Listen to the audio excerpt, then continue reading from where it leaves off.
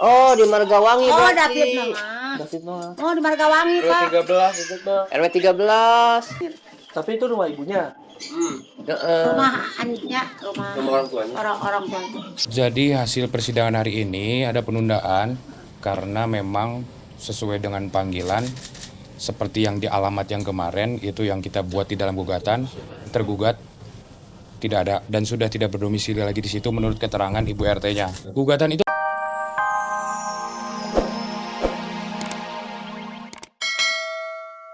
Sementara itu ada kabar mengejutkan datang dari Dewi Oktaviani. Tiba-tiba saja bintang sinetron tukang ojek pengkolan itu menangis. Bahkan ibundanya juga ikut meneteskan air mata. Sebelumnya Dewi terlihat sangat tegang dan juga sangat gelisah. Apa sebenarnya yang terjadi pada Dewi Oktaviani dan bundanya? Mengapa sampai menitikan air mata? Pemirsa, selama 30 menit ke depan, saya Vega Beatrix akan menyajikan kabar aktual yang akan dikupas lebih mendalam. Karena tak ada kabar yang tak kami kabarkan, karena kami kabar-kabari.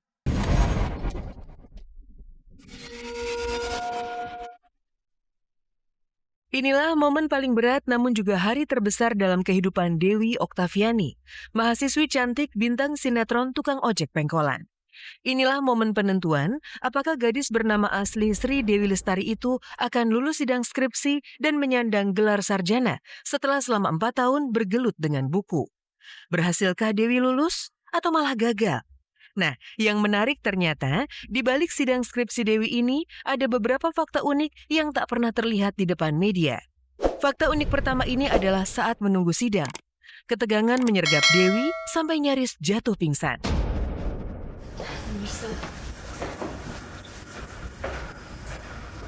Ini ruang sidangnya. Ini nama gue Sri Dewi Lestari, jam 9 pagi.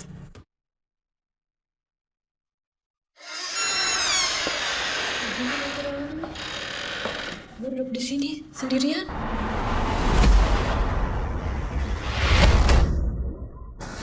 Doain ya pemirsa semuanya, sahabat Dewi yang ada di manapun, doain aku biar skripsinya cepet dapat baik, terus nggak ngeblank, terus dosen pengujinya juga baik, gitu nanya nggak aneh-aneh. Soalnya nggak disediain itu.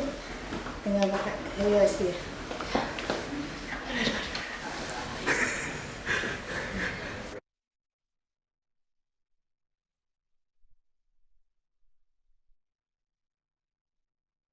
Dan disinilah fakta unik kedua terjadi. Jika biasanya Dewi selalu terlihat membaca skrip naskah sinetron tukang ojek pengkolan, kali ini ia terlihat tekun membaca skripsinya. Tapi lagi-lagi dengan hati yang gelisah. Baca dulu deh, Mak. Harus tes lagi. Biasa lah, udah lah, kosong.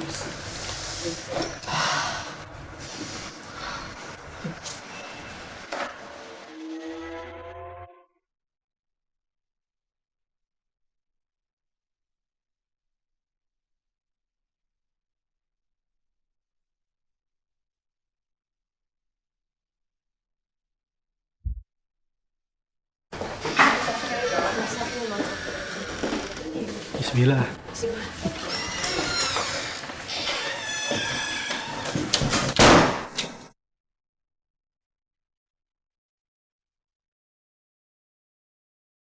Detik-detik menjelang sidang, di hadapan Dewi duduk 3 dosen penguji dan sidang pun resmi dimulai. Disinilah fakta unik yang ketiga terjadi. Saat sidang skripsi berjalan, tiba-tiba saja Nyonya Lilis bundanya tak kuasa menahan tangis. Dari balik kaca dilihatnya sang putri sulung tengah berjuang membela penelitiannya.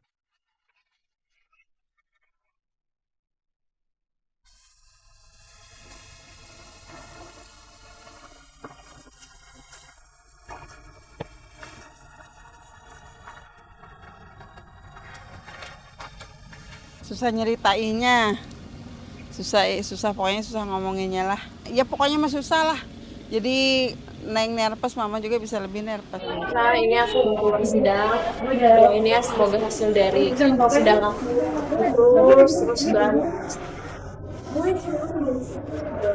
Pedang sama dari yang apa sudah disampaikan penguji, banyak hal-hal yang harus direvisi. Ya. Waktu untuk revisi adalah 2 minggu. Bisa? Bisa. Bisa. Kita coba dulu ya. Ini saya terpaksa deh ya, tidak menunda kelulusan kamu. Ya. Maksudnya lulus, Bu? Oh iya, makanya tekan aja dulu. Ya, aku berusaha untuk bisa bikin semampu aku meski memang banyak kekurangan di dalam skripsi itu. Intinya kalau aku ya banyak-banyak ucapin terima kasih aja sama ini semua. Itu sih, Bu. Mohon maaf kalau banyak kekurangan.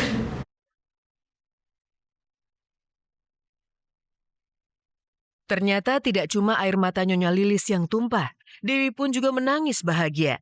Nah, fakta unik yang terakhir di balik sidang skripsi Dewi ini adalah adanya kejutan dari teman-teman kuliah untuk Dewi.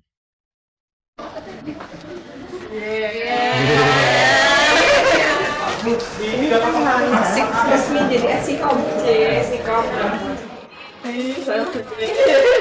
Mama ngucapin selamat ya atas pencapaian semua yang Neng cita-citakan. Alhamdulillah udah tercapai, sebagian besar sudah tercapai.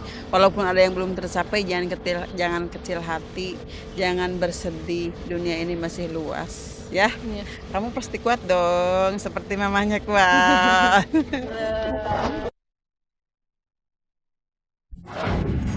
Sukses sejatinya adalah soal kerja keras, semangat pantang menyerah meski dihadang kesulitan. Selebihnya hanya pasrah dan bismillah. Sementara itu kabar menarik muncul dari David Noah yang digugat cerai oleh Gracia Indri. Tanpa diduga, David dan Gracia absen di sidang perdana. Benarkah Gracia dan David masih bimbang bercerai? Dan benarkah ada orang ketiga di antara mereka?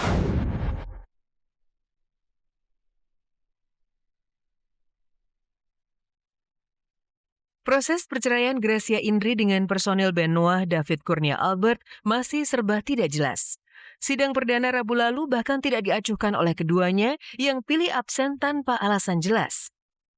Keberadaan David ternyata sekarang tidak jelas alias jadi misteri. Ia rupanya sudah lama pindah dari rumah Cijawura, Bandung.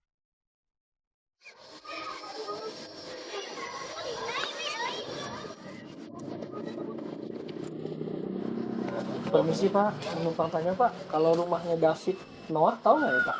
David. Lilis itu di Margawangi, David. Oh, di Margawangi Oh, berarti. David Noah. David Noah. Oh, di Margawangi, Pak. RW 13 itu tuh. RW 13. Tapi itu rumah ibunya. Rumah anaknya, rumah orang tuanya. orang tuanya. Jadi hasil persidangan hari ini ada penundaan karena memang sesuai dengan panggilan seperti yang di alamat yang kemarin itu yang kita buat di dalam gugatan, tergugat tidak ada dan sudah tidak berdomisili lagi di situ menurut keterangan Ibu RT-nya. Gugatan itu harus sesuai dengan KTP berdasarkan domisili hukumnya kan. Nah, domisili hukumnya itu sesuai dengan KTP adalah di Bandung, di Cijawura, makanya kita ajukan gugatan di Bandung.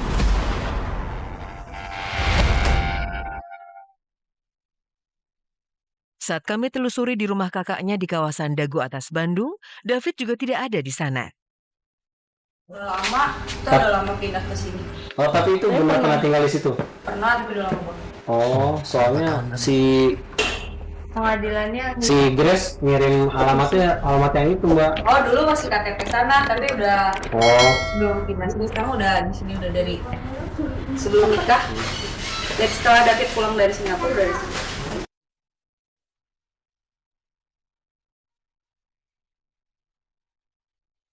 David disebut sedang berada di Jakarta, namun serba gelap tempat tinggalnya di Bandung. Diakui oleh kakak ipar, David dan Indri sudah lama tidak tinggal bersama di Bandung.